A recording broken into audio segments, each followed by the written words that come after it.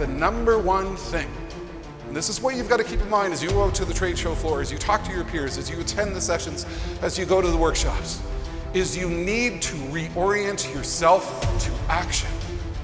The events of the last year have been pretty brutal and pretty desperate, and I kind of wonder about the state of mind that we've put ourselves in. There's no doubt that we've had a difficult time. We've been reading the headlines. The American banks face financial meltdown. There's been a mortgage meltdown. The money managers have seen the meltdown. Everywhere we go, we've been bombarded by negativity. Billions of dollars in blue chip values have been blown away. Congress is caught up in a bind, and the realty crisis is going global. We've been terrorized into a state of inaction because we don't know what comes next. Let me share a little thing with you about these headlines. The date these headlines appeared in print: 1987, 1988, 1990. Maybe the newspaper industry has heard about the importance of recycling, and what they're doing with this recession is they're running the headlines from the last recession. You know what? For me, this is my 5th recession in my career. I figure I probably have 4 or 5 different recessions yet to go. I think I'm getting pretty darn good at it in terms of bouncing back, in terms of reshaping my attitude, in terms of how to rethink and refocus on opportunity in the future. And I think the key point is where you decide to place your enthusiasm. The thing we need to do is we need to consciously move ourselves away from the doomsday thinking that has come through the last year and focus on a growth opportunity every single day.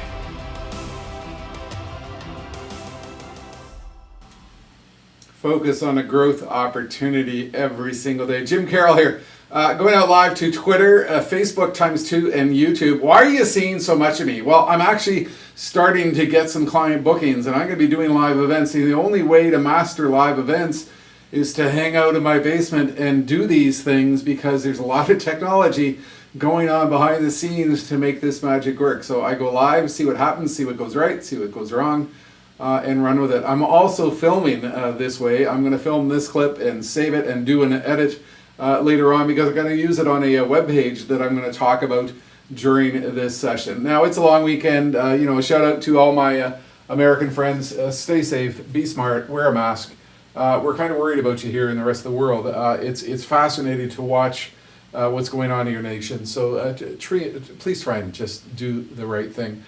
So I'm about to go live here with the show and talk about what do you do to innovate in a time of economic the future and disruptive ideas. And after the economic meltdown of 2001, 2002, and the big global economic meltdown of 2008, 2009, I found myself on stage around the world with Fortune 1000 organizations and government advising them as to what they needed to do to align themselves to new realities, new degrees of uncertainty, and massive volatility everywhere they go. Now, I've put together a webpage, movingforward.jimcarroll.com, which captures a lot of that insight. It will feature this video, and it features other videos from those stage presentations on what I was advising organizations to do in this period of relentless uncertainty. This is critical guidance that you need right now, because you know that this new era of COVID-19, the ongoing pandemic, and economic volatility is changing everything. So I studied the attributes of what leaders did during these previous periods of economic indecision. And I found that, there were winners, there were losers, there were breakthrough performers. Those that did not become breakthrough performers shared a number of common attributes. And I studied these attributes, and I determined a list of 10 things that were common to their inability to align themselves to the future and really become breakthrough performers. What did they do? Well, number one, they had a relentless fear of the unknown. And that fear drove inertia, because inertia in action became really easy to focus on. Number three, they avoided making the tough decisions that would align them to the future. They just sort of sat in their hands and said, well, we're going to wait for the future to happen. Number four, They were denying reality. They were denying reality of the scope of the change occurring in their industry. They were denying reality of the massive consumer and customer behavior change. They were denying the massive business model disruption that was occurring all around them. They really had a short-term focus. They didn't have a long-term vision of where they might find themselves in 1 year, 2 years, 5 years, 10 years. The future still unfolds in periods of economic uncertainty, and you've got to align yourself to those realities. Number 6, they really accelerated their risk-adverse culture. They were unwilling to try to do anything new, and that held them back. What that led to was a fear of failure. They became paralyzed by their inability to take risks because they perceived the risk of failure. They perceived the risk of failure would be so massive. Number 1, they didn't act fast enough. My main mantra has always been that the future belongs to those who are fast. And actually, in a period of economic uncertainty, speed rules, speed matters, velocity is everything. It is your ability to move forward quickly, which will really define your future. They avoided new concepts. It's kind of funny during a recession, a lot of new ideas, a lot of new business models, a lot of billion-dollar markets are launched. And the organizations that didn't succeed with the future failed to grab onto those new concepts. They lost their confidence. They were so hammered by what was going on around them in terms of the volatility, in terms of the uncertainty, in terms of the massive change occurring with the downturn, that they really lost their confidence in their ability to align to the future. And this is what we need to guard against as we go forward into this new, fast, and complex economy. We need to be very careful. And I want you to watch a video that you will find on my webpage, movingforward.jimcarroll.com. It's actually from Salt Lake City early in September 2010. And I was talking to 3,000 individuals as to what they needed to do to ensure that they could get into this breakthrough performer mindset, to be a part of the recovery, focusing on ideas, focusing on innovation, focusing on creativity, and moving themselves forward. And that's the critical thing that you need to do right now in this new era of the relentless ongoing pandemic. We are going to be in this reality for quite some period of time, and it is going to be your ability to align to all the volatility that comes with this new. It's your ability to align to all the volatility that comes with this new reality, which will really define your future success. I want you to be thinking about the strategies that you need to pursue and what you need to do to align yourself to these new realities. Now, at the same time that I observed what organizations were doing to fail at the future, I observed what it was that these breakthrough performers were focused on. They started doing. They didn't wait for someone to determine their future. They didn't wait on the provision of clarity as to how things were going to unfold. They simply decided that action was better than inaction.